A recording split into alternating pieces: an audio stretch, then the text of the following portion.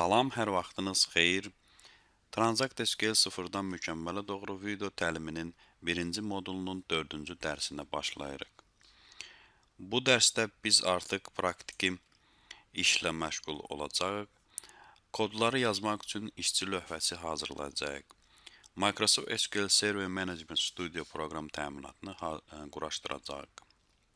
Güman edirəm ki, münasibətli relational verilənlər bazasının SQL və TSQL nə olduğunu keçən nəzəri dərslərimizdən artıq bilirsiniz. Sorğular, kodlar nəyin üzərində yazılır? Hər hansı bir mətn redaktorunda istənilən kodu yaza bilərik. Çünki kod da xüsusi bir mətndir. Lakin həmin kodu icra edə bilməyəcəyik. Kodu icra etmək üçün xüsusi bir vasitə lazımdır. Excel cədvəlini yaratmaq üçün biz nə edirik? Microsoft Excel proqramını açırıq və istədiyimiz məlumatları cədvələ daxil edirik. Deməli, Microsoft Excel cədvəli yaratmaq və bəzi əməliyyatları icra etmək üçün bir platformadır. Verilənlər bazasının özünü və cədvəllərini yaratmaq və ümumiyyətlə verilənlər bazasını idarə etmək üçün xüsusi platformalar yaradılmışdır.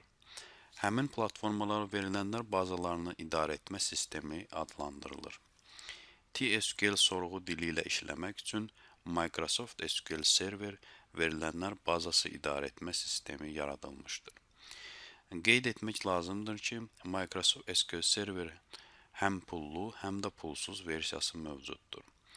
Pulsuz versiyasından biri Express adlandırılır və biz onu asanlıqla endirib quraşdıra bilərik. İndi isə iş mühitimizi hazırlayaq. İlk növbədə qeyd etmək lazımdır ki, əməliyyat sistemində bəzi hazırlıq işləri görməliyik. Microsoft SQL Server işləməsi üçün ən əsas tələb Microsoft.NET Framework 3.5 Service Pack 1-in mövcud olmasıdır. Windows 7, Windows 8 və Windows 10 əməliyyat sistemlərində Microsoft.NET Framework 3.5 daxil edilib, lakin aktiv edilməyib. Bunu aktiv etmək üçün biz Start Control Panel Programs and Features bölməsinə daxil oluruq. Turn Windows Features On or Off hissəsinə keçirik və burada görürük ki, Microsoft.NET Framework 3.5 1-in qarşısında heç bir işarə yoxdur. Bunun qarşısında bir quş qoyuruq və OK düyməsini sıxırıq. Bir qədər gözlədikdən sonra Microsoft.NET 3.5 aktiv olur. Əlavə etmək lazımdır ki, Microsoft.NET Framework 3.5 faylını biz rəsmi Microsoft saytından endirib işə salsaq, belə bir mesajla rastlaşacağıq. Buna görə də göstərdiyim əməliyyatdan istifadə etmək lazımdır. Göstərilən əməliyyatlar Windows 8 və Windows 10 üçündə keçərlidir. Microsoft SQL Server 2014 Express versiyanı yükləmək üçün göstərilən qaynaqdan istifadə edə bilərik. Bu keçidlə Microsoft rəsmi saytına daxil oluruq və Microsoft SQL Server 2014 Express Edition buradan yükləyirik. Açılan pəncərədə Download düyməsini sıxırıq və bizə lazım olan faylı seçirik. Microsoft SQL Server Express Edition 2 versiyasında həm serverin özü və Management Studio vardır. Bu Express with Advanced Edition və Express with Tools'dur. Mənim kompüterim 64 bitlikdir. Buna görə də mən Express with Advanced Features versiyasını seçərək bunu endirirəm. Daha bir hazırlıq işimiz ondan ibarətdir ki, kompüterin D və ya başqa bir diskində verilənlər bazalarının saxlanıldığı bir qovluq yaratmalıyıq. Mən D diskində SQL Data qovluğunu yaratmışam. Bu qovluğun daxilində daha 3 qovluq yaratmışam. Backups, Datas və System. Bu qovluqlar kifayət edir. Endirdiyimiz SQL Express Advanced Edition faylını işə salırıq. Faylı işə salırıq. Əsas qurulum fayllarının hara çıxarılması barədə sorğu pəncərəsi çıxır. Yüklədiyimiz faylın yanına çıxarmaq istəyiriksə, OK düyməsini sıxırıq. Bir qədər gözləyirik və yeni qovluq yaranır. Yaranmış qovluğa daxil oluruq və setup.exe faylını işə salırıq. Açılan pəncərədə New SQL Server Standalone Installation or Add Features to an Existing Installation seçirik. Lisenziya ilə razılaşırıq və Next düyməsini sıxırıq. Açılan pəncərədə Microsoft rəsmi saytından update-lər yüklənməsi təklif olunur. Hələlik biz bu qrafanı boş qoyuruq və Next düyməsini sıxırıq. Yeni açılan pəncərədə yükləyəcəyimiz funksiyalar təklif olunur. Bizə lazım olan funksiyaları seçirik. Lazım olan funksiyalar Database Engine Services, Client Tool Connectivity, Client Tools Backwards Compatibility, Documentation Components, Management Tools Basic və Management Tools Complete. Qalan hissələr növbəti mükəmmələ doğru hissəsində lazım olduğu üçün hələlik onları yükləmirik. Next düyməsini sıxırıq. Burada iki təklif verilir. Əgər kompüterdə artıq SQL Server quraşdırılıbsa, Named Instance seçilməsi təklif olunur. Əgər SQL Server ilk dəfə quraşdırılırsa, Default Instance seçmək olar. Bu bizim ilk SQL serverimizdir. Ona görə də Default Instance seçirik və Next düyməsini sıxırıq. Bu pəncərəyə xüsusi diqqət yetirmək lazımdır. Burada SQL servisinin hansı istifadəçi adı ilə işə düşməsi təklif olunur. Ən çox səhvlər burada olur. Çünki SQL server yükləndikdən sonra kompüter restart olunur və istifadəçi görür ki, SQL server işə düşmədi. İşə düşməməyin səbəbi servisi işə salan istifadəçinin lazım olan hüquqların olmamasıdır. Biz təlim məqsədləri üçün Browse düyməsini sıxırıq, Advanced, Find Now və System istifadəçisini seçirik. Sistem istifadəçisi maksimal hüquqlara malikdir. Buna görə də servisin işə düşməsində heç bir çətinlik yaranmayacaq. Daha bir hissə Collation hissəsidir. Olduğu kimi saxlayırıq və Next düyməsini sıxırıq. Açılan pəncərədə autentikasiya tipi təklif olunur. İki autentikasiya tipi vardır. Windows autentikasiya tipi və qarışıq autentikasiya tipi. Həm SQL Server, həm də Windows autentikasiya tipi. Mixed Mode seçirik və SA istifadəçi üçün parol təyin edirik. Parol çətin olmalıdır. Əks halda sərf mesajı alacaq. Add Current User düyməsini sıxırıq və daha bir neçə istifadəsini əlavə edirik. Burada Advanced hissəsində Find Now Administrators qrupunu seçirik. OK düyməsini sıxırıq. Ən vacib hissələrdən biri Data Directories hissəsidir. Data Directories menusuna keçirik və hazırlıq mərhələsində yaratdığımız qovluqları seçirik. Data Root Directory üçün SQL Data qovluğundakı System qovluğunu seçirik. User Database Directory üçün bir daha seçim edirik və SQL Data qovluğundakı Data qovluğunu seçirik. Eyni ilə temp tipi baza üçün qovluq seçirik.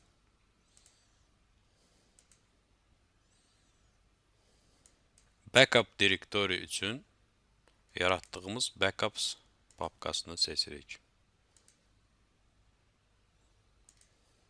Qalan hissələri olduğu kimi saxlayırıq və Next düyməsini sıxırıq. Və beləliklə quraşdırılma başlayırıq. Bir qədər gözlədikdən sonra açılan pəncərədə görürük ki, bütün proseslərin qarşısında Succeeded yazılıb. Bu o deməkdir ki, bütün proseslər uğurla başa çatıb. Quraşdırma işimiz bitmişdir. Burada close düyməsini sıxaraq pəncərəni bağlaya bilərik. Setup pəncərəsini artıq bağlaya bilərik. İşləmək üçün bizə lövhə lazımdır. Bunun üçün SQL Server 2014 Management Studio'nu işə salaq. Start All Programs Microsoft SQL Server 2014 SQL Server 2014 Management Studio'nu işə salırıq. Connect to Server pəncərəsində mötərizədə local sözünü yazırıq. Bu şəkildə. Mötərizələr mütləq qoyulmalıdır. Və Authentication üsulunu seçirik. İki cür giriş icazəsi seçə bilərək. Windows Authentication və SQL Server Authentication. SQL Server Authentication seçirik və login yerində SA yazırıq. SA üçün təyin etdiyimiz parolu bura qeyd edirik. Yadda saxlamaq üçün Remember Password qarşısında quş qoyuruq və Connect. SQL Server 2014 Management Studio açıldıqdan sonra bizi iki hissə maraqlandırır. Yuxarıda olan New Query və sol tərəfdə olan Object Explorer-dəki Database hissəsi. Sorğularla işləmək üçün New Query düyməsini sıxırıq. Bizim iş lövhəmiz hazırdır. Burada biz yeni sorğular yaza, sorğuları yadda saxlaya və icra edə bilərik. Bir qədər sazlamalar edək. Sorğu yazılan lövhədə sorğuların hər bir sətrinin nömrəsinin olması sorğu yazan zaman çox kömək edir.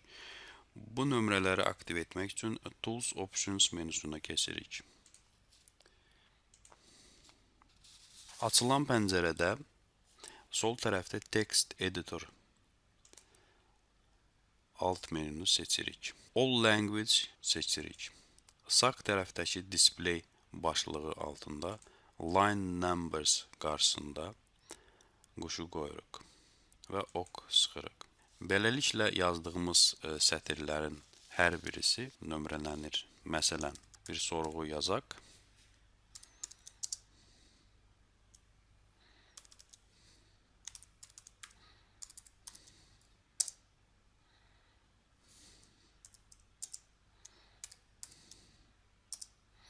Gördüyünüz kimi hər bir sorğunun sətri nömrələnir. Sorğunu işə salmaq üçün Execute düyməsindən istifadə olunur. Sorğunun nəticəsi aşağı pəncərədə görmək olar bu şəkildə. Bizim hələlik heç bir bazamız yoxdur. Qeyd etmək lazımdır ki, TSQL öyrənmək üçün bir neçə tədris verilənlər bazaları mövcuddur. TSQL ilk yarandıqdan 10 il müddətində PUBS verilənlər bazasından istifadə edilmişdir. PUBS verilənlər bazası şərti olaraq kitab nəşriyyatı olan bir şirkətin verilənlər bazasıdır. Daha sonra SQL 2000 versiyası çıxandan sonra Northwind verilənlər bazasından istifadə etməyə başladılar. Northwind verilənlər bazası PUBS bazasından fərqlənir və orada satış əməliyyatları əlavə edilmişdir. Daha sonra yeni imkanlar yarandığı üçün Microsoft SQL Server 2005-ci versiyasından başlayaraq bütün rəsmi ədəbiyyatlarda və dərsliklərdə Adventures Works verilənlər bazasından istifadə etməyə başladılar. Adventure Works OLTP tipli bazası mövcuddur və OLAP tipli bazası mövcuddur. Bu bazanı endirmək üçün göstərilən linkdən istifadə etmək olar. Saytı açdıqdan sonra bir neçə faylı endirmək təklif olunur. Bizə lazım olan Adventure Works 2014 Full Database Backup faylıdır. Faylı endirdikdən sonra zip arxivini boşaldırıq. Yaranan qovluğu açırıq və Adventure Works 2014 ehtiyat nüsxəsini faylını görürük. Bu faylı verilənlər bazalarının saxlanıldığı yerə köçürürük. Burada yadınızdadırsa Backups papkası yaratmışdıq. Bu faylı bura köçürürük və SQL Server Management Studionu açırıq. Database hissəsində sağ düyməni klik edirik. Restore Database menüsünü seçirik. Burada Device seçirik. Device içərisindən yaratdığımız qovluğu göstəririk və faylı qeyd edirik. OK düyməsini sıxırıq və yenə də OK düyməsini sıxırıq. Bir qədər gözləyirik və bizim AdventureWorks tədris verilənlər bazamız hazırdır. Database hissəsində AdventureWorks 2014 bazasını görə bilərik. Həmçinin Pubs və Northwind bazalarda tədris zamanı çox faydalı olur. Buna görə də biz bu verilənlər bazalarda endirib yükləyəcəyik. Bu verilənlər bazalarını yükləmək üçün aşağıdakı göstərilən linkdən istifadə edə bilərik. Saytı açdıqdan sonra Download düyməsini sıxırıq və SQL 2000 Sample DB MCI faylını endiririk. Faylı işə salırıq.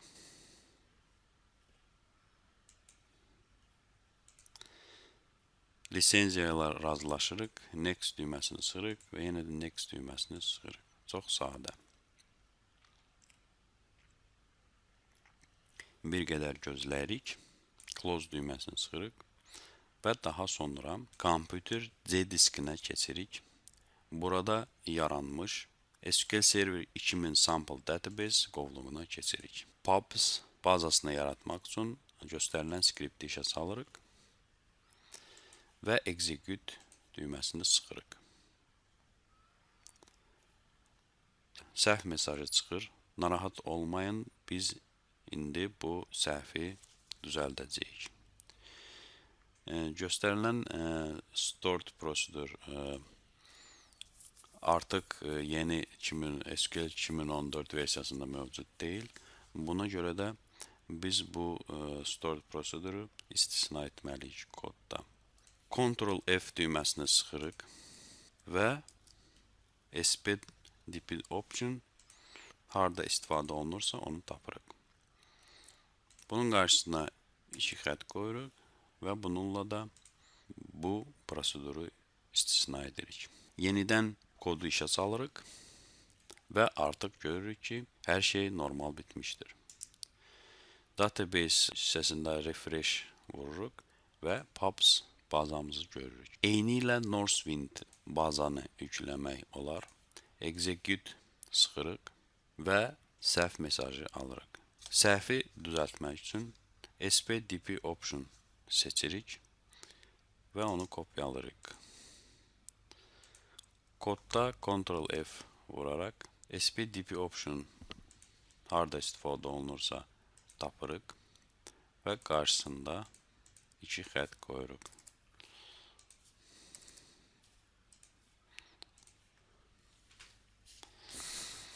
Kodun özü çox uzundur. Narahat olmayan, İnşallah gələcəkdə biz belə uzun və çətin kodları yazmağı bacaracağıq. Və sonunda görürük ki, komandamız uğurla bitmişdir. Database üzərində refresh sıxırıq və Northwind bazamızı görürük. Nəticədə qısaca olaraq yadda saxlayaq. TSQL sorğular dili ilə işləmək üçün verilənlər bazası idarə etmə sistemi Microsoft SQL Server adlandırılır. İşçi lövhə isə Microsoft SQL Server Management Studio adlandırılır. Microsoft SQL Server işləməsi üçün Microsoft.NET Framework 3.5 Service Pack 1 tələb olunur. Hələlik bu qədər. Diqqətinizə görə təşəkkür edirəm. Növbəti dərsimizdə görüşənədək.